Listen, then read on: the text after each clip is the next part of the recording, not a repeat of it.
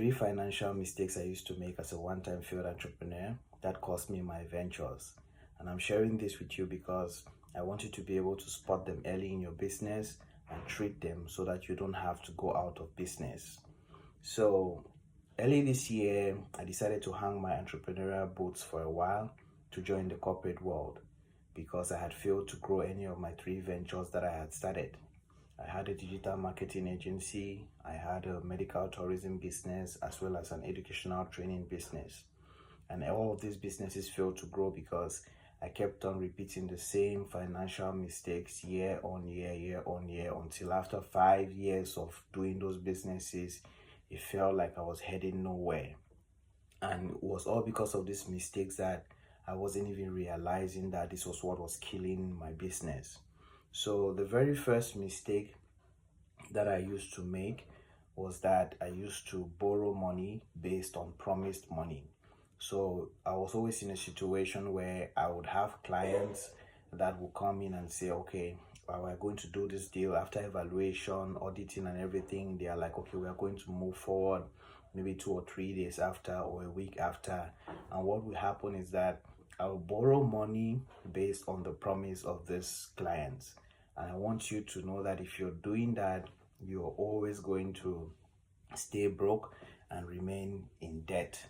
That was the one thing that used to kill my business seriously. I always borrowed money because I felt like I had so much potential clients that were in the pipeline. So I just knew that once these people pay me the money, I'm going to sort it out. So if you keep doing that, I promise you, you go out of business soon and you remain in debt that it will feel very difficult for you to pay. So don't borrow money based on promised money. Don't make any financial decision based on promised money. If somebody promises you that they are going to make an order, send payment, whatever it is, wait for that money to get into your hand before you make any financial decision. You have to understand that in business, cash flow is king. How much cash do you have in hand? That is when you're talking about business. So number 2 mistake is don't treat your business finance as your personal finance. Your business money is very different from your personal money. So when money comes in at the end of every month, try to take out a piece for yourself as your salary.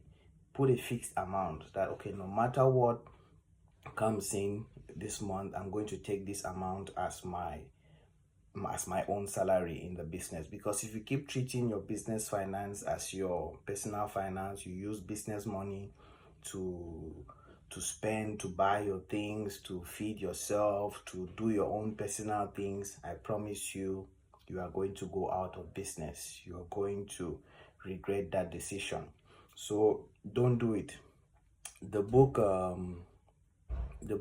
how do you call this book? The Richest Man in Babylon advises us to keep 10% or more of everything that we earn as our money. It says, I think it's one of the main rules of the book. 10% of all I earn is mine to keep. And ever since I started doing that, I promise you, I started growing financially. I started actually seeing that, okay, I now have some money. But when you keep using your money, your business money for your personal finance, I promise you, you'll regret that decision. So don't do that. The number three is that for people who are like entrepreneurs, for people who have like multiple businesses, don't take money from one business that is doing well to fund another business that is not doing well. I used to do this a lot. My digital marketing agency was the business which was bringing me the most amount of money. And because I was trying to grow the 3 businesses at once, I kept on removing money that I would have poured back into marketing and into sales to generate me more money. I used to take that money and put it in my medical tourism business, which wasn't doing well, and put it in my educational training business, which at that time I was just running, but free classes. I used to just do free online classes. So I used to spend so much money on this other side instead of the business that is giving me money. I want to tell you that if you're an entrepreneur and you're talented, you're ambitious, you have a lot of things going on, focus on one thing. The thing that is generating you the income, that is where your effort is supposed to be. Leave everything else for now that is not generating you that income and focus on that thing. Once you have made that business stable, once you have made it in a way that is able to run without you, then you can start using some of the money that you've gained from that business and putting it into other ventures. You want to grow one first before trying to grow the others. If you try to grow all of them at once, you are going to crash. These are the three things that cost me my 3 ventures. Not that I have given up on those ventures, because I believe that it is the future in medical tourism. When you come to Africa, in terms of Africa is still underdeveloped. So when you look at the future with a lot of technology and development that has to still come into Africa, it would definitely be something that is going to boom. The medical sector always booms.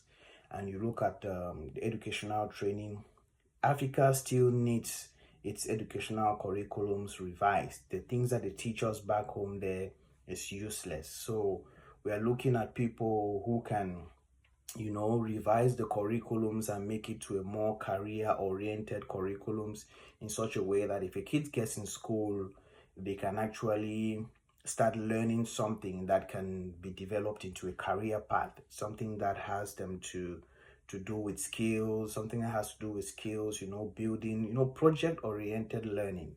And digital marketing is always going to boom, because the world is online today. The world is online, and digital marketing rules the internet. If you're good at marketing, if you're good to be able to acquire customers and generate leads for businesses, you're definitely going to make money. Just to add to that, marketing, it's what I'm doing right now at the company where I'm working. So it's a very flexible space. You just need to know how to generate leads, and definitely you will do well in that field as well. So I hope those 3 lessons are something that I'll value to you, and I would love to hear if you've faced any of them in your business, or if you're facing currently any of them and what you think about it. Do take care, and I'll see you tomorrow. Thank you, and bye-bye.